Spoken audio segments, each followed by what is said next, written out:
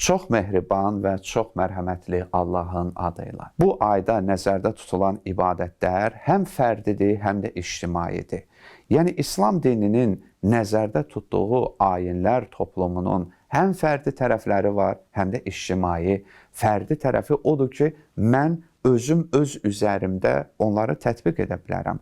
Amma ictimai tərəfləri odur ki, mən artıq başqa insanların üzərində də məsuliyyət daşıyıram və onları da nəzərə almalıyam. Necə ki, namazlarda, məsələn, fərdi namazlar var. İnsan evində qıla bilər.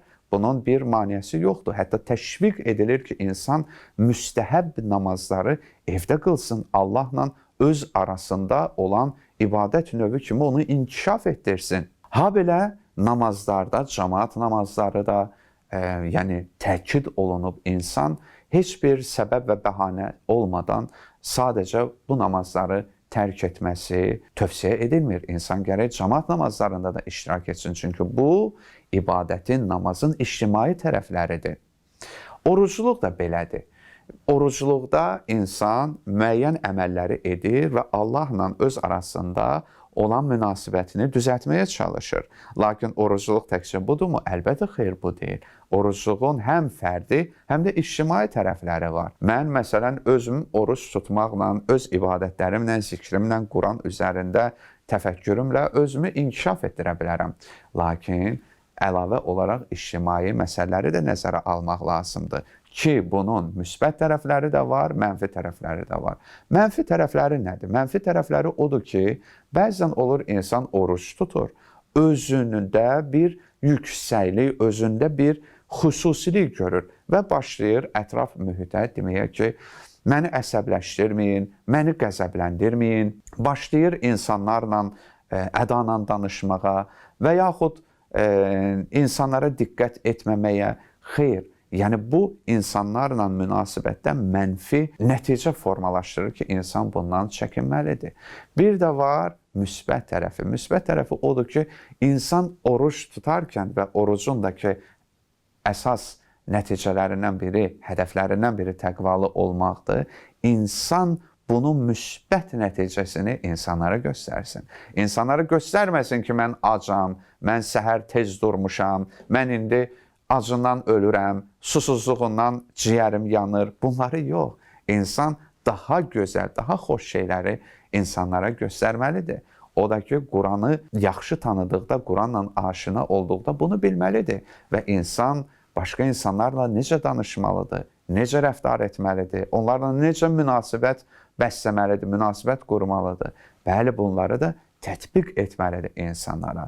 Bəli, biz orucluqda adətən iftar məsələsini önə çəkirik ki, insan başqalarına yemək verməklə, ən bəsiti yemək verməklə gözəl bir savab, bir əməl qazana bilər. Lakin bəziləri deyə bilər ki, mənim imkanım yoxdur kiməsə iftar verim. Halbuki dinimiz onu deyir ki, hətta imkanın varsa bir xurma ilə belə kiməsə oruç tutmuş bir kəsə iftar versən, bunun da savabı var.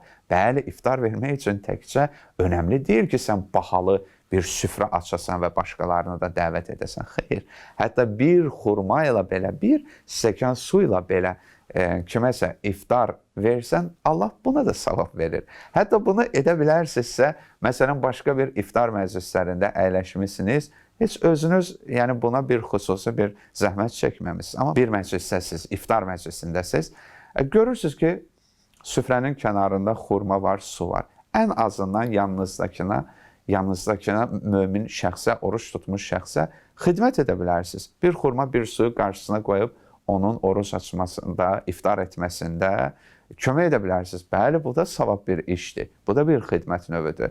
Lakin bu, Ramazan ayında olan əməllərin yalnız biridir. Bundan başqa, əgər siz oruc halında ki, artıq insan ibadət halındadır ya, biri var iftar etdikdə mən artıq iftarımı açdım və öz ibadət halımı tamamladım.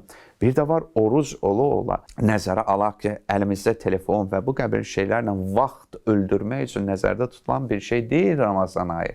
Ramazan ayı elə bir ilahi müasir dillə desək kampaniyadır ki, bu ayda əldə olunan fürsətlər başqa ayda ələ düşmür. xüsusilə bağışlanma diləməkdir, Qədir gecələrinə önəm bəsləməkdir, Qurana önəm bəsləməkdir. Əgər biz bu oruc alında o lütflərdən istifadə edə bilməsək, özümüzü bağışlatdıra bilməsək, daha başqa hansı ayda bağışlatdıra bilərik? Ona görə də mənim əzizlərim, əybi yox, heç olmasa bir neçə saat oruç tuturuqsa, onun müəyyən bir halını deyək ki, müəyyən bir vaxtını deyək ki, ilahi, bu vaxtda mən sənin üçün, sənə xatir, sırf sənə xatir hansı əməlləri edəcəyim. Və bunu etdikcə insan özündə həm immunitet yaradır, həm də növbəti mərhələlər üçün ilahi lütflər əldə edir. Allah Teala bizi bundan müvəffəq eləsin. Allah Teala bizi Ramazan ayında olan xüsusi inayətlərə qarşı